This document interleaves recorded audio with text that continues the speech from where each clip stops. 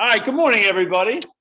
On May 24th, Memorial Day weekend eve, the week heading in. Hope everybody has incredible plans heading into the Memorial Day weekend, and it looks like it's going to be 80 degrees on Sunday and Monday. So hopefully you're able to take some time, enjoy it with those that you love. And I'll send you off with a little bit of a reminder that I always do right before a holiday to make you think. So, starting off on a Tuesday morning, as we always do, our mission, vision, values, beliefs, and perspectives. And one of the things that I would say, we've probably been more intentional about more recently than we have in the past is all around giving where we live and where and how we can leverage the success that we've all had, and then stacking that success on top of each other. And then how do you amplify that success to do good within the community? So we're going to talk a little bit about that today as it relates to logistics for an upcoming event. But having said that, I do have to back up one quick little update. I hope everybody knows and understands that Memorial Day is next week, Monday. So know that our 3 locations from North Shore to Innovation to Lake Country will be closed on Monday, May 30th. So please plan accordingly. As always, you guys have access to any of our facilities 24/7 through your key fobs. So just wanted to make sure that that was on your radar in the event that you forgot next week, Monday is Memorial Day. Second of all, next week, Tuesday, May 31st, we will not be hosting a team meeting the Tuesday after Memorial Day. So just, again, making sure that you guys are planning ahead and planning accordingly, that there is no team meeting next week, Tuesday, May 31st. So with that, next week, Thursday, we're hosting this big event in the North Shore. I don't know if you guys have saw, but last week, the Milwaukee Business Journal did a nice little piece on the investment that we've made within the North Shore space and location, and all around publicity around our event on June 2nd. And again, I encourage you guys, it's a phenomenal opportunity. What we're trying to do is we're building an event for you to touch your database, right? And all about events, and Elite is hosting a training coming up soon, I think this week, all around events. The thing that people don't understand about events is people think of a client events has to be about the event. And that is totally wrong. You have to think about events as what do you do pre-event, what do you do during the event in creating execution, and what do you do post-event to drive FOMO so that you're engaging your clients in a multitude of ways when you make an investment on an event, right? So what we're trying to do is provide a turnkey solution for you guys to provide an incredible event, an incredible evening for your clients, friends, family, whatever that may be. And whether you're from Lake Country to Innovation, to join us on Thursday, June 2nd from 4 to 7 p.m. at our newly renovated space. With that, I opened it talking about to give where we live. And part of our mission statement is to have legacies worth leaving and experiences worth giving. And as we think about this event and how we tie into how we leave legacies and how we provide experiences for our friends, family, and clients, and also to give where we live in terms of the community where we all work, live, and play, we have a really cool thing that'll be happening the night of, leading up to, and the night of June 2nd. And so we've partnered with UPAF.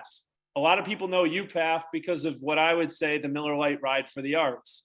Miller Lite Ride for the Arts typically happens in June 5th. June 5th.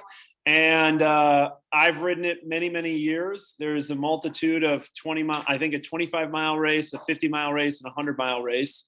And it's all around raising money for the arts. And so we said, well, you can't have an event without entertainment.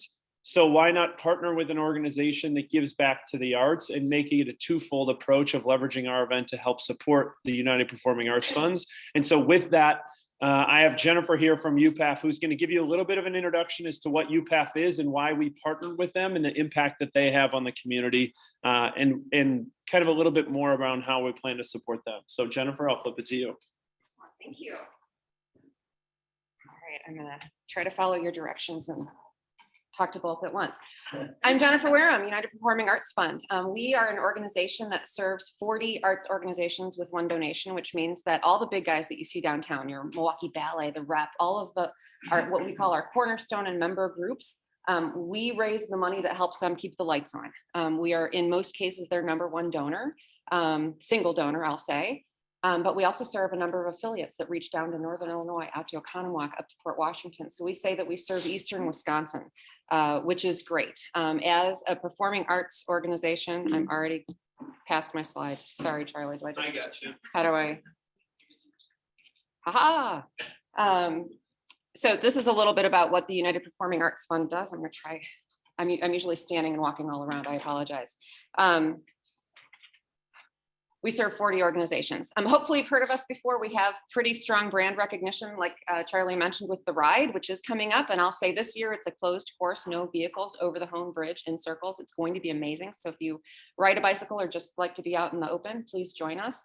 We also host a big golf outing in July. But those are our big events. And like Charlie said, it's the prep and the information that leads up to it and the follow-up afterwards that really creates those touches. So I appreciate being here because this is a wonderful touch to meet all of you and to meet all of you out there as well.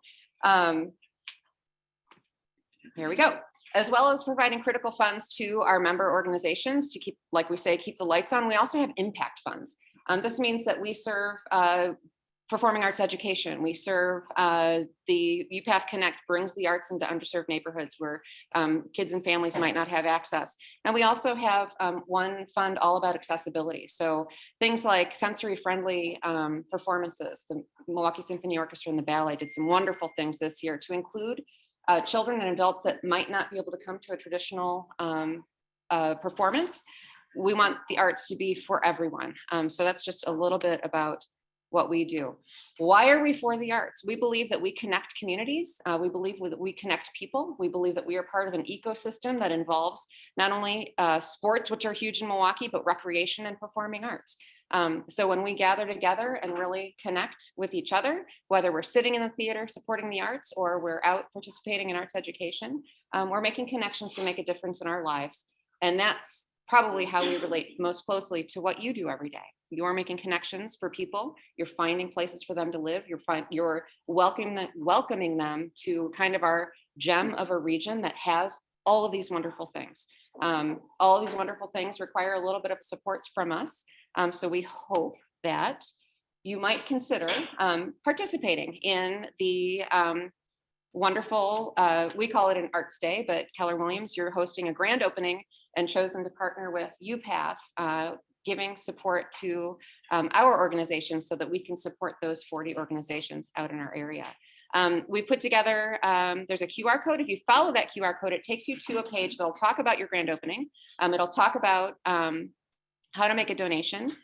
You have a large group and can make a pretty powerful impact without all donating thousands of dollars. Every single donation makes a difference to us. And when you band together as a team, you could really have a giant impact on the people that we serve and therefore the people that you serve. So I, as usual, paid zero attention to my notes. I'm hoping I covered most of what I was supposed to. But we will be thrilled to be celebrating with you on June 2nd. We will be hosting Racine Symphony Orchestra musicians here in your building. And we're going to celebrate the arts with you, along with your clients and friends and associates. And hopefully it will be wonderful. It will be wonderful. So thank you. I hope you will thoughtfully consider making a donation to UPAF. It will all tally under Keller Williams as an Arts Day. So we're thrilled to see what kind of support you might offer. If this is our first touch, fantastic. We'll hope to see you in the future in the theaters at a show. But please join us at the ride, join us at the golf outing. What happens to 6 people who donate? Oh my gosh, Annie, I'm so sorry. So because if you make a donation using that QR code, Annie and I have 6 sets of 4 tickets each to the Milwaukee Symphony Orchestra vouchers. Annie will coordinate. We will take all of the names, anyone that's made a donation up until pretty much your party on June 2nd. Out of those names, we'll choose 6 and give them each a set of tickets, which I will take downtown and get you the tickets because that's the hassle. But Annie will help coordinate and get you out. That is 5 minutes. Thank you so much. Okay, so you know what I totally appreciate about Jennifer? I said, listen, you have 5 minutes, ready, set, go. And you know, sometimes when you bring people into the fold, they can go on and on and on forever. And you guys have seen me get up there and give vendors the hook to be like, okay, time to go. Let's go. But the other thing, no, in a more serious note, one of the things that I would like to just make a comment on, guys, is twofold. One, I personally have been very fortunate to live all over the country. Okay, lived from New York to Chicago to Nebraska to Iowa to the Twin Cities to a lot of different places before I moved back to set roots in Milwaukee. I will tell you, one of the things that makes cities vibrant is the arts, and the arts scene is critically important, right? And the reason why we wanted to partner with UPath was we said, well, yeah, it'd be simple to hire a DJ and to provide entertainment and those sorts of things. And we said, well, what makes our community vibrant? The arts. Why don't we partner with UPath to bring the arts to us? And it serves a dual purpose. Second, the other important thing that I love that Jennifer touched on is UPath doesn't just impact the Milwaukee Symphony Orchestra or First Stage or some of the other, or the Rep or some of the other organizations that you know. UPath impacts organizations from as far west as Walworth and Waukesha County to Milwaukee County to Racine and Kenosha. It impacts where we all work every single day in southeastern Wisconsin.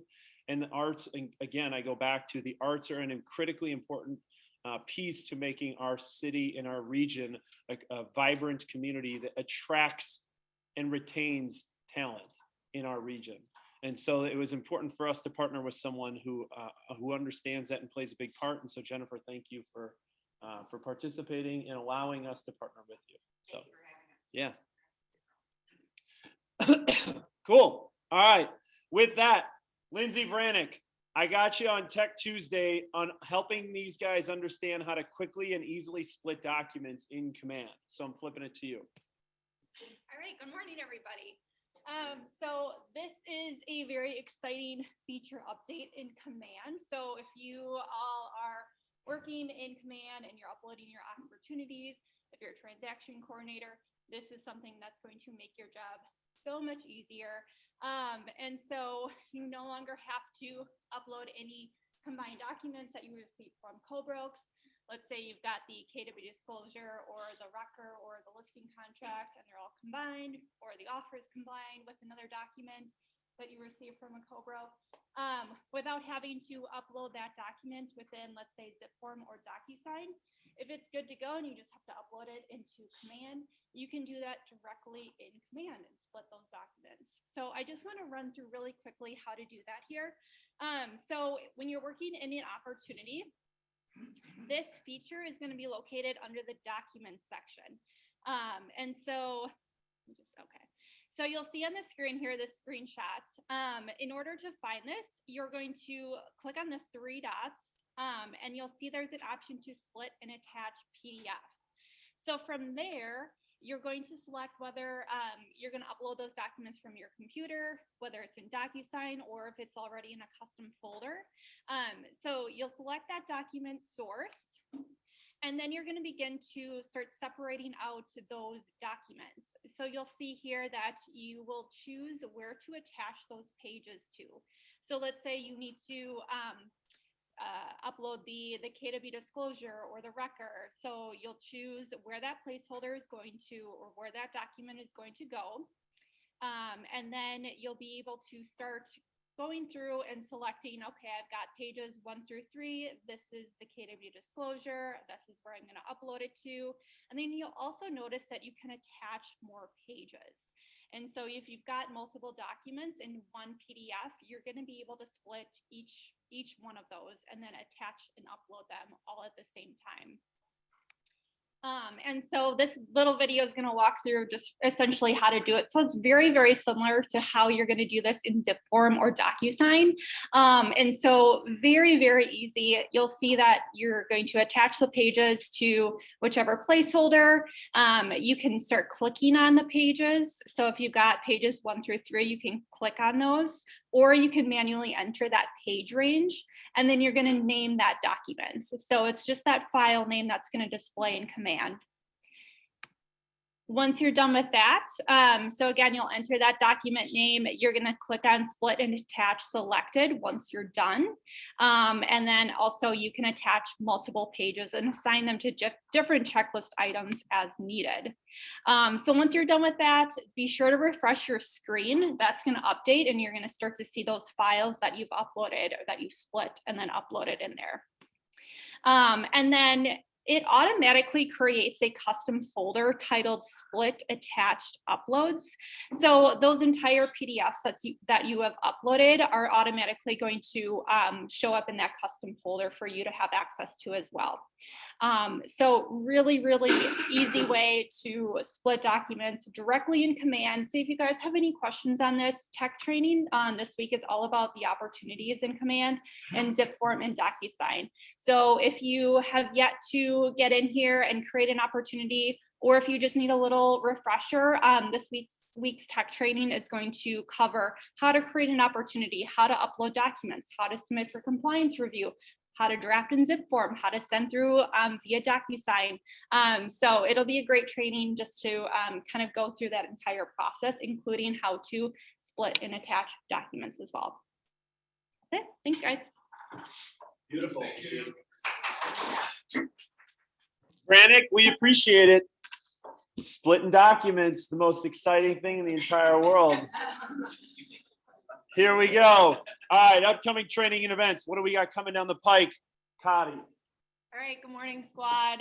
First, quick congratulations to those that finished the accelerator last week. So any new licensed agents or anyone looking for a refresher, it's a great 4-day boot camp out in Tosa with Kathleen. So Jared, Leah, Heather, Nicole, James, Chuck, and Jana. If anyone's looking for leverage, these agents have been through a boot camp and they're ready to go and help you with anything that you might need. So congrats, guys, for completing accelerator. All right, wrapping out the month of May, and then we'll release the June training calendar. Charlie gave a little preview, but Aletha is doing a Rockin' Client Events training this Wednesday. So she's taking a deep dive into all types of events. So different sizes, different scale. She says you don't need a ton of clients to have an awesome event. It's all about the marketing around the event and how to get sponsors too. So join Aletha on Wednesday. Maybe you can use next week, Thursday's event as a way to kind of start building your event hosting abilities. All right, here's one that Charlie and I are both really excited about. Jeff Glover is a big KW agent. He is coming into town on June 16th from 9 to noon, and he's doing 5 steps to 15 more sellers this summer, and it's only $29, you guys. So mark your calendars for June 16th. What you can expect on this is social media strategies, how to write copy that gets you more clicks and leads than ever before, what digital marketing platforms are working today and which ones to avoid. He is a really great presenter. I've had the opportunity to see him a few times. So definitely, if you're free for a few hours on June 16th, to catch him in person at the Sheridan Milwaukee Brookfield Hotel, you will need to register for this. So we'll make sure to get you guys the link to take advantage of him being in town. June training calendar is going to get released today as well. So we'll make sure to get this out to you to take a peek at. And then a reminder for Mega Agent Camp, August 23rd through the 24th, both digitally and in Austin, Texas. Early bird tickets are on sale now. They are going to increase the prices. So if you know you're going to be going to Mega Camp, definitely take a look and register before that price increase. Beautiful. All right, 2 things I'm going to just hammer home. And I was just sitting next to Amanda Schroeder, who looked at me and said, Charlie, why is that event so cheap? Here's the truth. We subsidize the event to bring in someone like a Jeff Glover. So during COVID, it's been hard to bring guest speakers in from a travel standpoint and various other things. To Mandy's point, I've heard Jeff speak multitude of times. He's very good at bringing meat and potatoes. Not all guest speakers are good at the meat and potatoes, like actionable items you can take away with. Second thing is that I'm sitting here working in an environment where listings are really hard to come by. I would be investing in my business around how do I take more listings this summer, and learning and going to an event like this that is incredibly subsidized to bring you incredible content to pour into your business, right? A lot of people get caught working in their business. Are you working on your business to sharpen your sword to make sure that you can slay the dragon when the time comes when you need to get the listing appointment? So there you go, June 16th. Second thing, as I said last week, this is an average camp, it's mega camp. If you want to be a mega, you sign up. If you want to be average, I understand. Okay, here we go. So moving into it this week, or let me rephrase that. Last week, I had the opportunity to have 3 separate conversations with 3 different people around the content that was presented last week, all around kind of a shifting market and where our mindset is within the marketplace. There were 3 unique perspectives, and I'm going to ask those guys to jump on here quickly to give you their perspective that we had in a conversation that I thought was powerful for the group to hear. 3 different people at 3 different stages of their career doing 3 different things. Okay. First, I'm gonna have a conversation with Nancy Brennan. Nancy's been in the business since the 80s. She's seen the highs, she's seen the lows, and she's ridden the roller coaster a multitude of times. And she shared with me her perspective on what I thought was incredibly healthy that the group should hear. Second, I'm going to flip it over to Abby Wall. Abby Wall is an agent with a full-time administrative assistant and looking to hire their first agent on their team. Her business has doubled every year she's been in the business, and I'm going to have a conversation with her about action items she's taking in her business to what she's heading into, because she's never head into something like this before.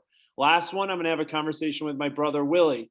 Same thing, an agent who's on a team, whose business has, built a really, really nice business at a young age. And I'm going to ask him a very similar question as the way he's approaching the current market of the moment and where his mindset is at. Because again, I think, guys, the importance here that I want you to hear is diversity of thought and diversity of approach are critically vital for you as you think about how I plan to do this business differently in order to maintain or take market share during a downshift. Because you got to go through the survive stage to get through the thrive phase, right? All right, so Nancy Brennan, you're up first, sister. Oh, by the way, if you didn't wish Nancy Brennan a happy birthday, it was her birthday on Sunday. So Nancy, share us a little bit. What's your insight or perspective about what we're going to head into in over your 30-year career-ish, what you've experienced? Charlie contacted me yesterday and said that you got to give the cliff notes of your career in real estate. And so that's what I'm doing here. So nobody jumps out of a window. So I started in 1984 and interest rates were 19%. And all my friends were just like, are you nuts? Who's going to be buying a house then? But I just learned from the best, and I'm still here. So things started it started in 1980. By 1986, we were starting to get 2 offers on a house. We were all like, wow, that was all new to me. So that started in about 1986. In 1990, that's when the Gulf War started. So we went into a recession then for a couple years. Then in 1993, everything picked up and boom, the market went crazy up until not here in Milwaukee till it really slowed down in about 2009. And then things really started picking up again, probably about 2013 or so. And the one thing that I can say that's kept me going all these years too is, but just being here for the last, 6 months in this office, if these people that are successful in this business now at Keller Williams, you're going to do fine. You're so educated. I mean, just listening to Charlie every single week, you're getting the best information. You have the systems in place that are fabulous. You're not going to have a problem. One thing that we always had to do, you had to buckle down. You really had to know your market. When you went into a listing appointment, you better know what's going on in MLS. How many houses have sold? Let's take Wauwatosa, where my market is. How many sold in the last couple in the last month or so? What's the average price? And I always use Keeping Current Matters, which is a financial publication. I've used that, I bet, for 22 some years. I subscribe to Inman News. They're fabulous. They keep you up to date on everything. And I also read the Wall Street Journal. So the key is just do what you're doing.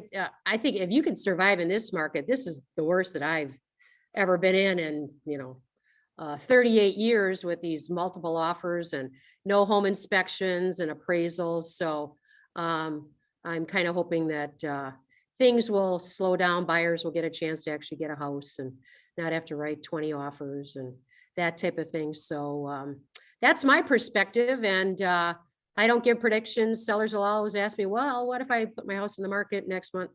Whoever knew what was going to happen in 90 and 2008 when the economy tanked, and whoever could have predicted that the pandemic was going to hit, and that we're in a market where you have, you have to write 10 offers to maybe to get one, that type of thing. So that's my Cliff Notes perspective of 38 years and being in the real estate business. Nancy, what I think, what I heard when we had this conversation last week, and that I think people need to understand, is simply this. And the reason why it sounds like, oh, I've been in this business, back in the day when I used to, whatever, right? No cell phones, Yeah. no fax machines. Yeah. But my point to it is history repeats itself, right? Like, this may be the first time you're going through something like this, or that we're about to enter into, but it's not the first time. Like, and Nancy's point since being in this business since 1984 is like, yeah, it's going to happen and it's okay. And we know that it's going to happen and we'll come back, and then the market only appreciates over the history of time, right? And that was the one thing that I think Nancy's perspective on it, I thought was really, really healthy, of just like, yeah, is what it is. We'll keep moving forward and we'll do what we need to do. All right, Abby Wall. Last week when you and I talked, I said, Abby, how are you doing? And I think the word you said was energized, because you're about ready to double your business again this year. How, having not been through a market shift before, and you've only been in markets that have been good, right? There's only two markets. There's good markets and bad markets. There's peace markets and there's war markets. There's, recession, there's bear markets and bull markets. How are you approaching it? What are the activities you've implemented this year really to help, again, continue to double your business in the way, where's your thought process at? Yeah, I'm pretty buyer heavy in my business still. I'm in my third year now, and I feel like I still have a lot of buyers coming. So if it is going to slow down a little bit and get less competitive, then that's exciting for a lot of buyers, especially first-time buyers, which make up a big percentage of my buyer pool. So I see it kind of as an opportunity if it's starting to slow down. I feel like, I guess my perspective, even though I've only been in it a few years, is regardless of the market, people will always need a place to live, and they'll always need a guide in that process. And so my thought is focus on the people and just keep being a resource. And I'm continuing to build relationships in my neighborhood and in my network, and continuing to get to know people and invest here in Milwaukee. And I feel like as I do that, then I'm becoming a trusted partner and just kind of focusing on what I can control and helping my clients do the same. I know that, like Nancy just said, people will always ask us to predict things. And I've just found if I can be a steadfast presence for them, regardless of what happens, I don't have to have all the answers or make all the predictions, but I can be a steadfast presence, so that even if they're uneasy about the market, that I can be a trusted partner for them. Totally. And I'm going to ask you one additional question from the standpoint of, we know the data tells us last year, 45% of all transactions had a first-time home buyer.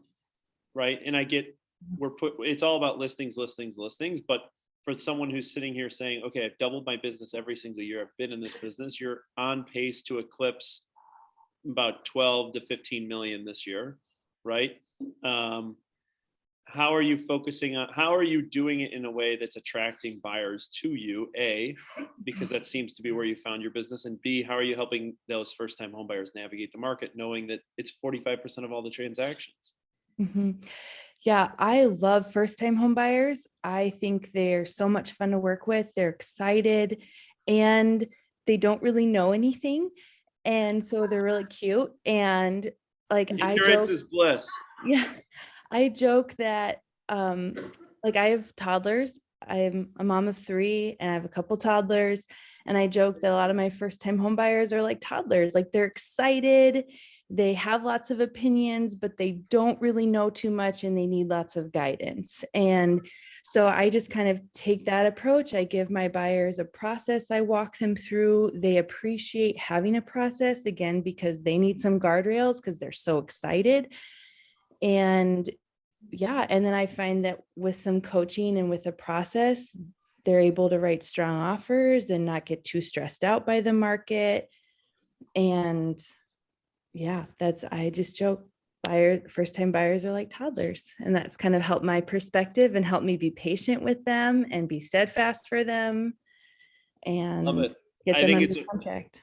I think it's a refreshing take on the current market of the moment, because I think what I hear a lot of times is people like, I'm done with buyers. Screw the first time home buyer. I get it. We're in the listings business, and that's where listings are made. And having a really fresh perspective as to how you approach buyers, knowing that there's probably 4 buyers for every 1 listing, is an important reminder.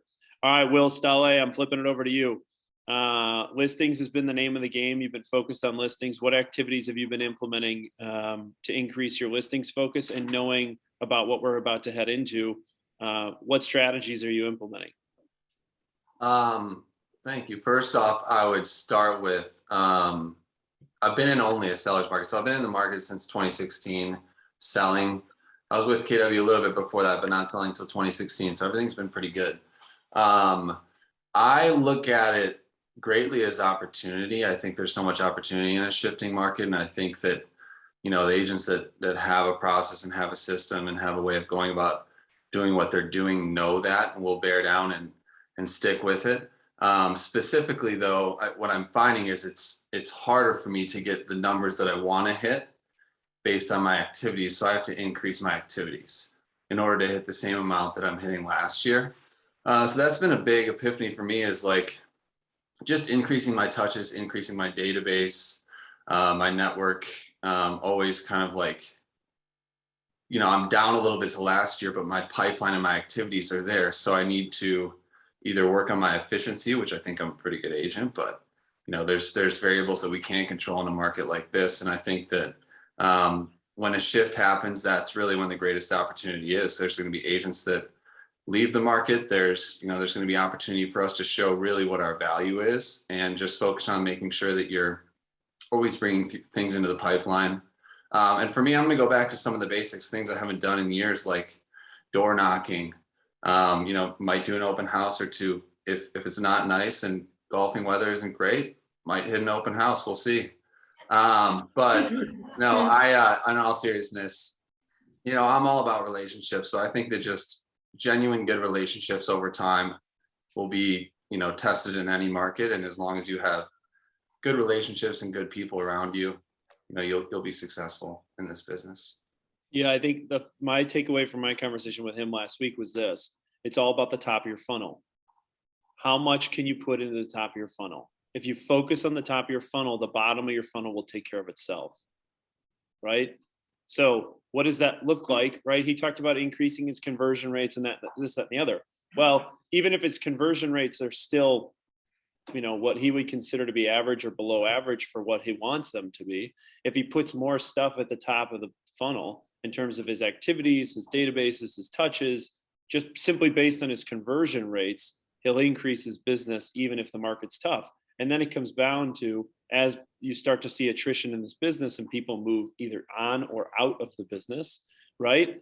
Then it's, do I have the right systems in place in order to capture the business and increase my efficiency through it? It's all about the top of the funnel. That's, what I wanted you to hear today was Nancy's perspective on 34 years in the business, to say history repeats itself. It's not the end of the world.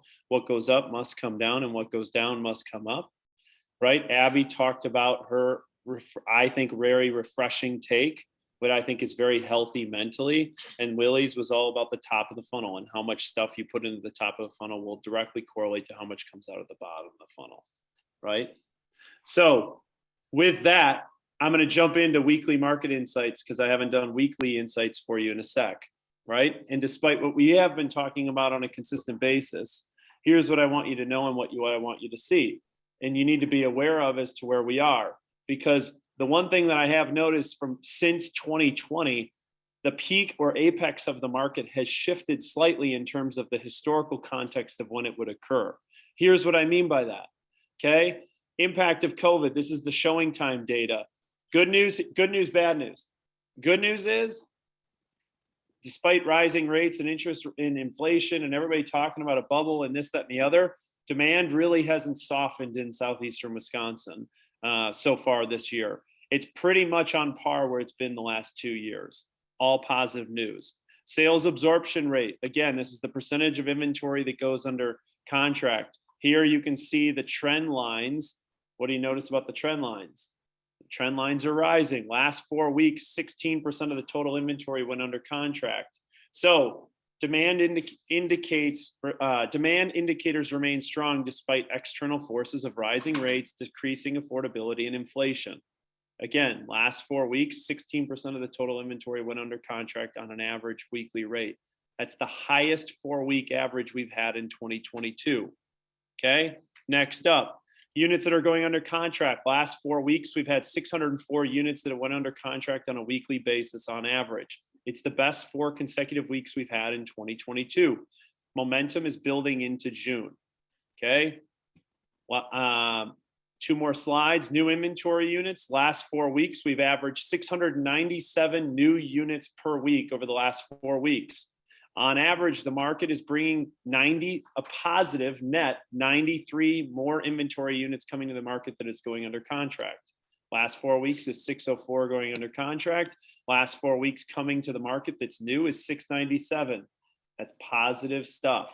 How does that correlate here? You can see total inventory, what I believe to be, we hit essentially kind of the bottom of it in March-ish timeframe.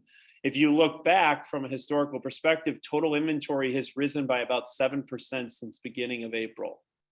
Okay, so good news is more inventory is coming to the market. Good news is a lot of units are going under contract. Again, for those of you who've been around the block for a while, we have to shift our mindset because everybody had been in the mindset of the apex in the market always hit March, April, May.